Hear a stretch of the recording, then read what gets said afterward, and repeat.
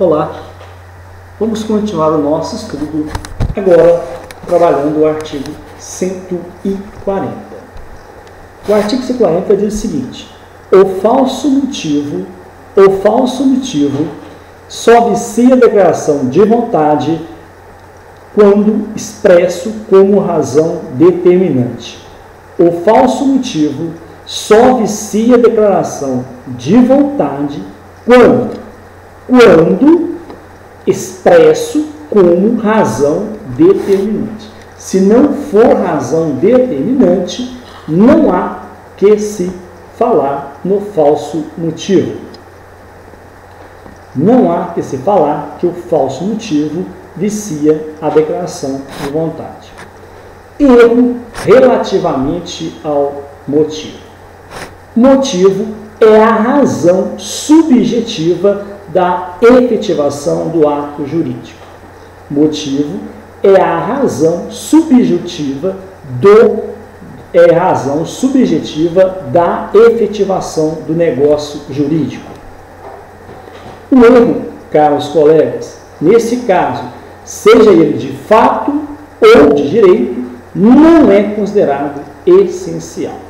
Seja ele de fato ou direito, não é considerado essencial. Logo, não poderá acarretar a anulação do negócio. Acompanhe novamente o artigo 140. O falso motivo só vicia a declaração de vontade quando expresso na razão determinante.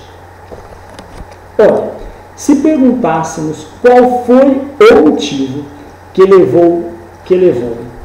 qual foi o motivo que levou os alunos de um determinado cursinho a se inscreverem no curso, a resposta seria passar em um concurso, passar no vestibular. Esta é a verdade. Acontece que a aprovação em si não é garantida. O que garante são os meios para que essa aprovação aconteça. A aprovação em si não é garantida. O que se garante é os meios para a sua aprovação. Não pode, em momento algum, os alunos alegarem que não passaram pelo motivo de que houve erro no concurso e pedir o dinheiro de volta. Eu não passei, então eu quero o dinheiro de volta. Não. O motivo, presta atenção, erro quanto motivo. O falso motivo só vicia a declaração de vontade quando expresso com razão determinante. Em momento algum, você pode verificar em qualquer curso preparatório, eles garantem expressamente que vocês irão passar no concurso público ou irão passar em algum vestibular. Mesma coisa. Por exemplo, eu falo com um aluno meu: olha, eu vou dar aula para você e vou fazer de tudo, vou dar todos os caminhos para você passar o concurso público. Você não pode alegar, se você não passar amanhã, você não pode alegar que eu terei que devolver o dinheiro de volta porque você não passou.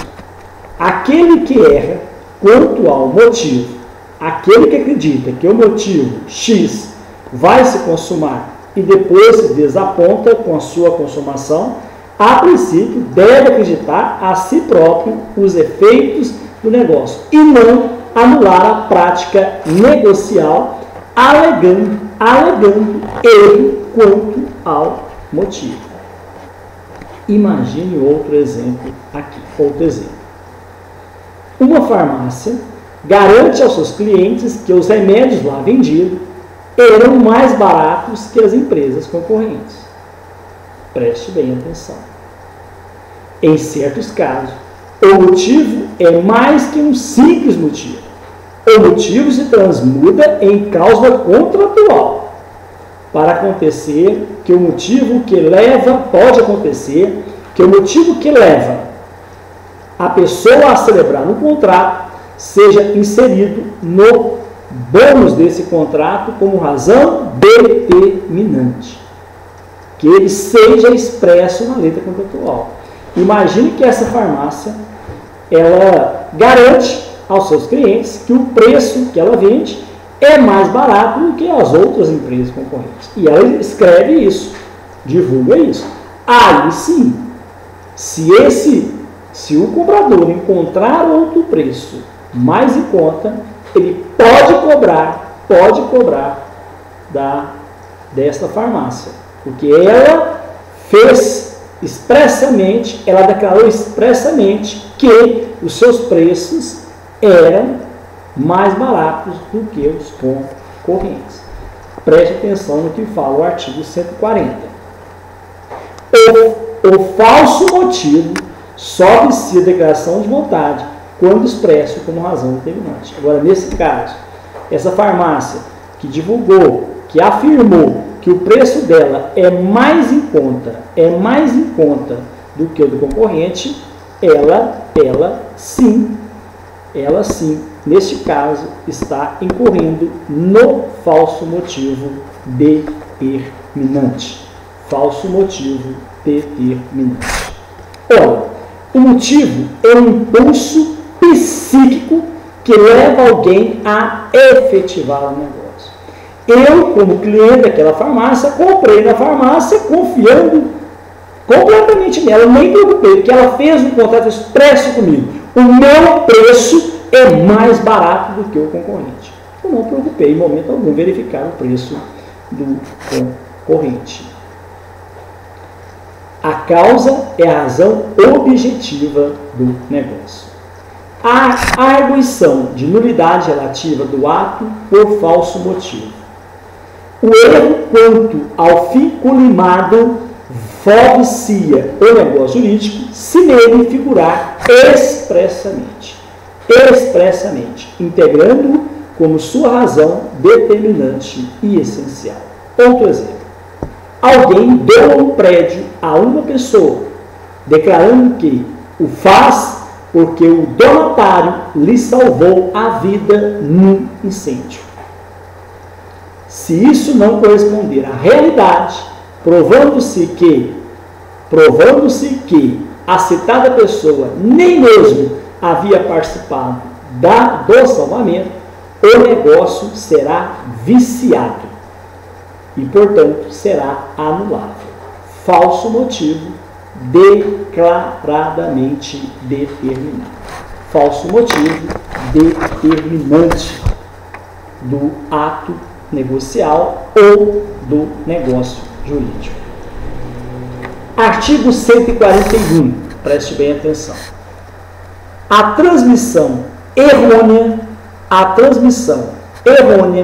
da vontade por meios interpostos é anulável. É anulável nos mesmos casos em que o é a declaração direta. A transmissão errada da vontade por meios interpostos é anulável nos mesmos casos em que o é a declaração direta. Erro na transmissão da vontade por meios interpostos. É o erro, caros colegas, é o erro por defeito de intermediação mecânica ou pessoal. É o erro por defeito de intermediação mecânica ou pessoal, que altera a vontade declarada na efetivação do ato negocial. Alguém recorre à rádio, à televisão, ao telefone, etc., para transmitir uma declaração de vontade e o veículo utilizado, devido à interrupção ou deturpação sonora, o fizer com incorreções, acarretando desconformidade entre a vontade declarada e a interna, a desejada. Esse tipo de erro só anula o negócio se a alteração verificada vier a prejudicar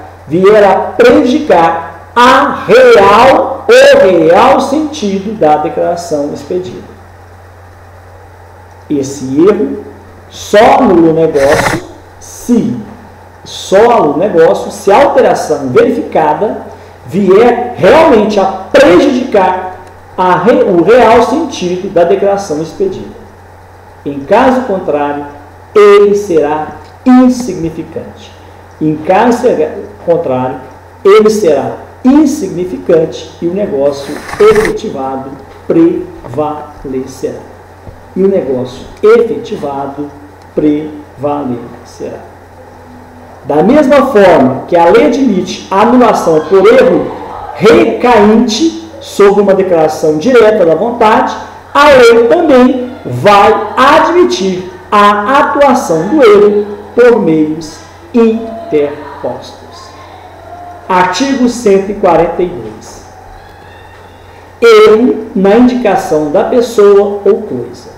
O erro de indicação da pessoa ou da coisa a que se referir a declaração de vontade não viciará o negócio. Não viciará o negócio quando, por seu contexto e pelas circunstâncias, se puder identificar a coisa ou a pessoa cogitada. O erro indicado. O erro de indicação da pessoa ou da coisa. O erro de indicação da pessoa ou da coisa a que se referir a declaração de vontade, não viciará o negócio quando seu contexto e pelas suas circunstâncias se puder identificar a coisa ou a pessoa cogitada. Vamos lá para o exemplo. Mauro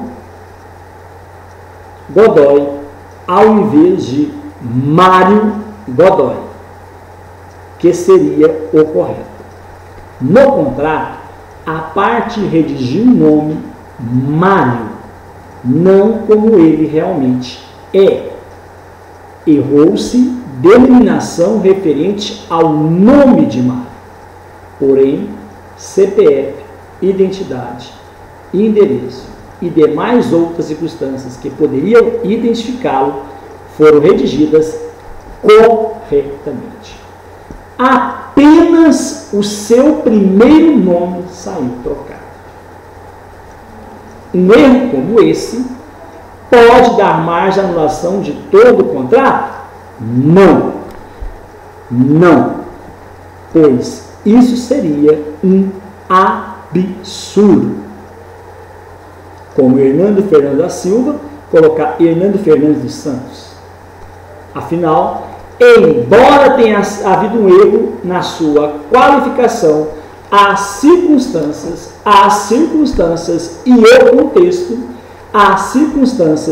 e o contexto permitem identificar que se trata da pessoa do Mário. Então, esse erro na indicação da pessoa pode perfeitamente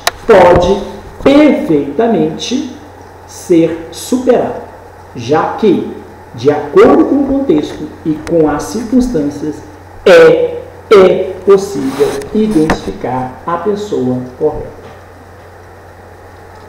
O erro de indicação da pessoa ou da coisa a que se referir a declaração de vontade não viciará o negócio quando, por seu contexto e pelas circunstâncias, se puder identificar a coisa ou a pessoa cogitada. Outro exemplo.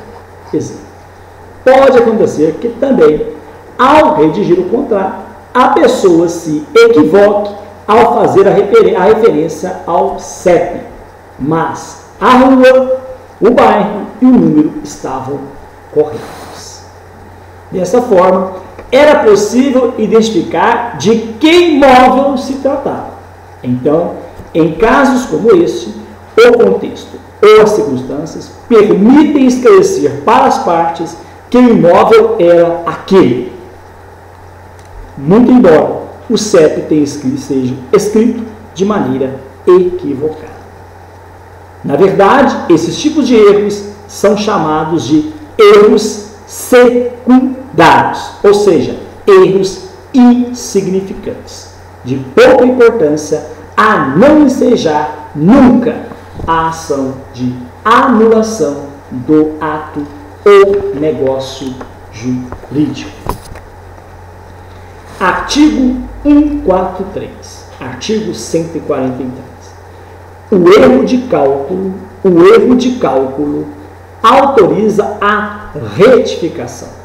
O erro de cálculo autoriza a retificação, que é a correção da declaração de vontade. Trata-se de engano sobre peso, medida ou quantidade de bem. Não anula o negócio jurídico, nem vicia o consentimento, autorizando tão somente a retificação, a correção da declaração da votiva, se as duas partes tiverem ciência do real valor do negócio efetivado. Hernando, como advogado, foi calcular seus honorários e errou para mais. Não para menos, viu? Para mais. Quando a pessoa errar no cálculo, apenas corrige-se a conta e tudo se resolve. Afinal, propor uma ação buscando anular o negócio porque a pessoa errou um cálculo é um verdadeiro exagero. Artigo 144. Nós vamos falar do convalescimento do erro. O erro não prejudica a vontade do negócio jurídico. O erro não prejudica a vontade do negócio jurídico quando a pessoa a quem a manifestação de vontade se dirige, quando a pessoa a quem a manifestação de vontade se dirige, se oferecer para executá-la na conformidade da vontade real do manifestante. Isto é a pessoa voltando atrás e aceitando em conformidade todas as correções que ele fizer o manifestante. Acompanhe o exemplo comigo. Se A comprou de B um lote, o lote 5 da quadra X, pensando que se tratava do lote X da quadra Y. O erro substancial, no caso, não prejudicará o negócio se B vier a entregar-lhe o lote X da quadra Y, como o manifestante quer. Então, preste bem atenção. O erro não prejudica a validade do negócio jurídico quando a pessoa a quem a manifestação de vontade se dirige se oferecer para executá-la na conformidade da vontade real do manifestante. Isso significa que ocorreu o convalescimento do erro. Na verdade, a vontade real a vontade real de ter o lote, como nós falamos, foi atendida. Agora, nós vamos falar da seção 2 sobre o dolo. Dolo em direito penal é a intenção de cometer um crime. Dolo no direito penal é a intenção de cometer um crime. Logo, quando um delinquente comete um crime movido pela intenção de praticar aquela infração, movido pela intenção de produzir aquele resultado, homicídio, resultado morte, tem-se assim que o crime foi doloso, já que o agente, desde o princípio, encontrava-se municiado da intenção de provocar aquele resultado diante da prática criminosa. Ocorre que no direito civil, dolo tem o significado próprio e expressivo. Dolo, artifício, manobra, astúcia para induzir ao erro. A grande diferença entre dolo e erro é que o dolo existe uma manobra, um artifício que se emprega para que a vítima seja induzida ao erro, ao engano. E o erro, a vítima se engana espontaneamente. O erro, a vítima engana espontaneamente. O dolo, existe a manobra. O erro, a vítima se engana espontaneamente. No dolo, existe a manobra. Erro espontâneo, dolo provocado. Erro espontâneo, dolo provocado. Artigo 145. São os negócios jurídicos anuláveis por dolo, quando este for a sua causa. São os negócios jurídicos anuláveis por dolo quando este for a sua causa. Vamos lá. Dolo principal é aquele que se apresenta como a causa que levou à celebração do caso jurídico. Aquele que se, preste bem atenção, aquele que se apresenta como a causa que levou à celebração do ato jurídico. Foi através daquele dolo que se formou, que se concluiu, que se resolveu o negócio jurídico. Pontuando mais uma vez. O dolo é o artifício astucioso para induzir alguém à prática de um ato que o prejudica e resulta em vantagem para o autor ou terceiro. O dolo principal ou essencial, é aquele que dá causa ao negócio jurídico, sem o qual ele não seria concluído. Acarretando o referido negócio, ato negocial. Vamos para o exemplo. Um vendedor empurra um carro com problema mecânico para o comprador. Um vendedor empurra um carro com problema mecânico para o comprador. Se este comprador soubesse do problema, não teria realizado o negócio. Artigo 145. São os negócios jurídicos anuláveis por dolo quando o dolo for a sua causa, a causa da sua resolução. Outro exemplo. Cláudio faz uma visita à cidade de Belo Horizonte e resolve conhecer a rua principal, que é a Avenida Afonso Pena. Ele entra em uma loja da Avenida Afonso Pena e compra um iPad. Ele compra um iPad.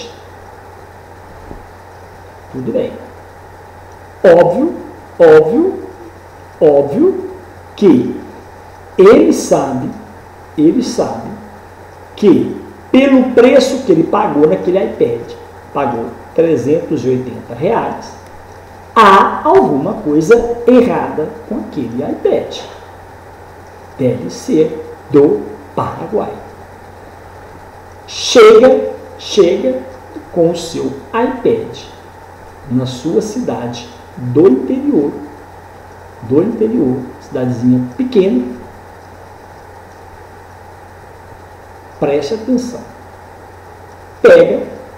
Leva esse iPad e pede, todo arrumadinho, compra uma antes, passa lá no Iapoc, compra uma capa bem bacana, deixa ele todo arrumadão e leva lá para a sua cidadezinha.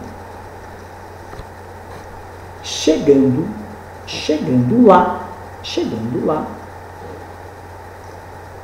cidade pequena, por conhecimento do pessoal, ele falou assim: olha, estive comprando esse iPad em uma autorizada da Apple em Belo Horizonte. Estou vendendo e vou trazer outros. Falou com os amigos: se vocês quiserem comprar, os amigos compram, um dos amigos compram aquele iPad, achando que realmente era original, por R$900.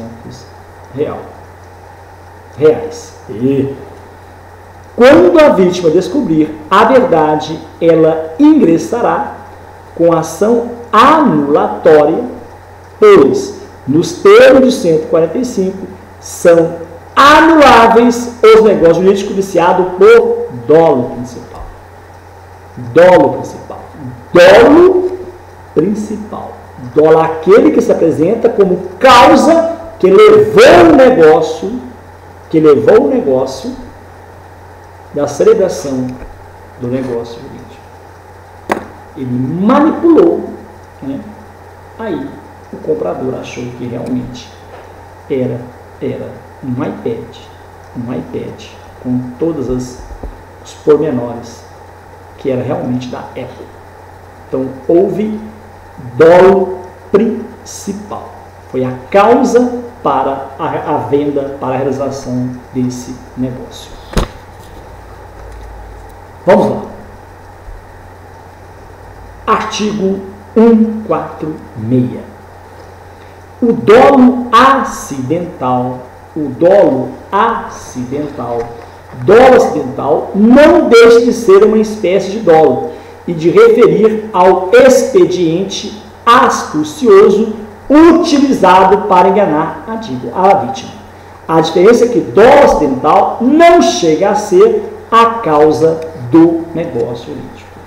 A diferença é que no dolo acidental não chega a ser a causa do negócio jurídico. Vamos lá. Artigo 146. O dolo acidental só obriga a satisfação das perdas e danos,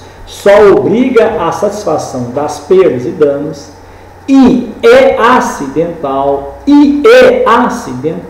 quando, a seu respeito, o negócio seria realizado, embora por outro modo.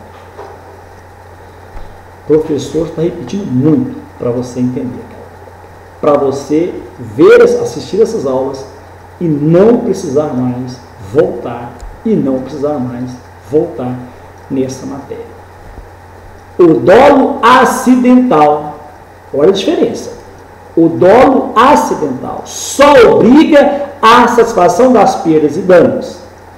E é acidental quando, a seu respeito, o negócio seria realizado, embora por outro modo. De qualquer forma, com dolo ou não, o negócio é realizado. Mas, por outro modo, vou voltar lá no 4.5. 4.5, o dolo principal, ele fala o seguinte: os negócios jurídicos anulados por dolo são anulados por dolo, ou são negócios jurídicos anulados por dolo, quando o dolo for a sua causa, a causa da realização do negócio jurídico. Já o 146 diz o seguinte: o dolo acidental só obriga à satisfação das perdas, e danos, e é acidental quando, a seu respeito, o negócio seria realizado, embora por outro modo. O negócio é realizado de qualquer forma, embora por outro modo, não pelo dolo acidental. O dolo acidental é o que leva a vítima a realizar o negócio, porém em condições mais onerosas. Em condições mais onerosas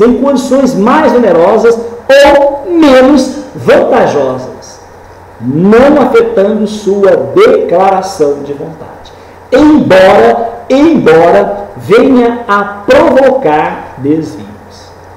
Autoriza o prejudicado a buscar o ressarcimento, conforme dispõe o artigo 146.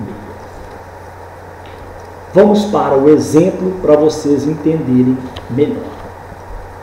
Um vendedor influencia um comprador a comprar um carro por um valor maior do que o real. Um vendedor influencia um comprador a comprar um carro por um valor maior do que o real. Neste caso, o comprador pode obter ressarcimento na justiça, através de provas documentais, periciais e testemunhas. Esse vendedor cria 1000 coisas para o carro. Olha, essa peça é original, esse carro ele é o melhor. Ele usa o dolo acidental para ganhar mais na venda do carro. Consequências jurídicas. Por não ser vício de consentimento, nem causa do contrato, o dolo acidental não acarretará a anulação do negócio, obrigando apenas a satisfação das perdas e danos ou a uma redução da prestação convencional. Preste bem atenção. No 145 fala do dolo principal, que acarreta a anulação do negócio jurídico. Já no dolo acidental não acarreta a anulação, mas sim obriga apenas a satisfação de perdas e danos ou a uma redução da prestação convencional.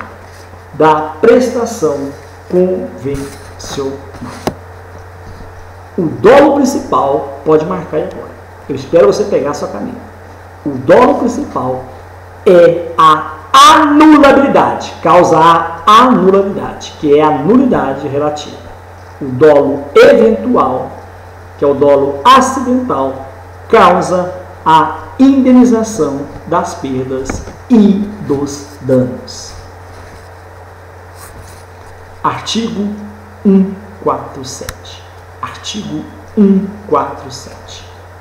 Nos negócios jurídicos bilaterais, o silêncio intencional. Segure, por favor. O silêncio intencional de uma das partes a respeito de fato ou qualidade, a respeito de fato ou qualidade, que a outra parte haja ignorado, que a outra parte haja ignorado, constitui omissão dolosa, provando-se que sem ela o negócio não se teria celebrado. Vou voltar, que é um dispositivo grande. Primeira coisa, quero que você entenda dolo positivo e dolo negativo. O dolo por omissão é o dolo negativo.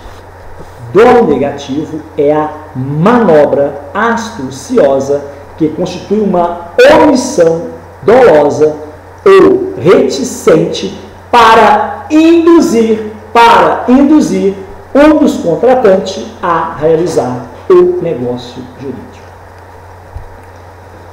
O dolo negativo, que é o dolo por omissão, o dolo negativo, que é o dolo por omissão, é a manobra astuciosa que constitui uma omissão dolosa ou reticente para induzir um dos contratantes a realizar o negócio. Quando ocorre o dolo negativo ou por omissão? O dolo negativo ou por omissão ocorre quando uma das partes oculta algo que a outra deveria saber. Ocorre quando uma das partes oculta algo que a outra deveria saber. Se sabedora, não teria efetivado o ato negocial. Esse tipo de dolo acarretará a anulação do ato se o dolo for principal. Acatando-se o princípio da boa-fé objetiva. Para você entender melhor, o dolo positivo é o comissivo, é o artifício astucioso decorrente de ato comissivo por ação, em que a outra parte é levada a contratar por força de afirmações falsas sobre a qualidade da coisa. Já o dolo negativo, por omissão, a pessoa deixa de falar, levando a pessoa a realizar um negócio jurídico, levando a outra pessoa a realizar o negócio jurídico. Exemplo. Paulo trabalha em uma loja que vende bijuterias. Nisso entra um casal meio caipira e Paulo percebe que um está comentando com o outro: amor, o ouro aqui é muito barato. Ao que a mulher responde: então compre a aliança de noivado. O marido chega perto de Paulo, vendedor, e pergunta: Paulo, esses anéis são de ouro mesmo? Se Paulo disser que são de ouro, ele estará mentindo. Se Paulo disser que os anéis expostos na vitrine é de ouro, ele estará mentindo. Se ele disser que não são de ouro, provavelmente o casal desistirá de comprar. O que faz Paulo? Paulo sai completamente da resposta, dizendo o seguinte: meus caros clientes, é um prazer tê-los aqui na minha loja. Primeiro, vamos tomar um cafezinho. Primeiro, vamos tomar uma água gelada. E tenta fazer com que o casal esqueça da pergunta que foi feita e não obtenha a resposta. Neste caso, Paulo omitiu de dizer a verdade. Paulo não quis falar para o casal que aquelas alianças não eram de ouro. Deixaram eles pensar que eram de ouro. Dolo negativo. Omissão. Mas o que fala o artigo? O dolo, perdi, 147, professor já perdeu o final. Nos negócios jurídicos bilaterais, o silêncio intencional, vamos pôr Paulo aqui, o silêncio intencional de Paulo, que é uma das partes, a respeito do fato ou da qualidade de que a outra parte haja ignorado, Paulo negou, ou foi omisso, não falou aquelas alianças dele ter falado, era de ouro não, viu? Não falou nada. Constitui omissão dolosa. Provando-se que sem ela o negócio não se tenha celebrado. Colegas, artigo 148. Mas vamos deixar esse artigo para o próximo vídeo. Um grande abraço, que Deus te abençoe e faça com que você alcance o seu objetivo.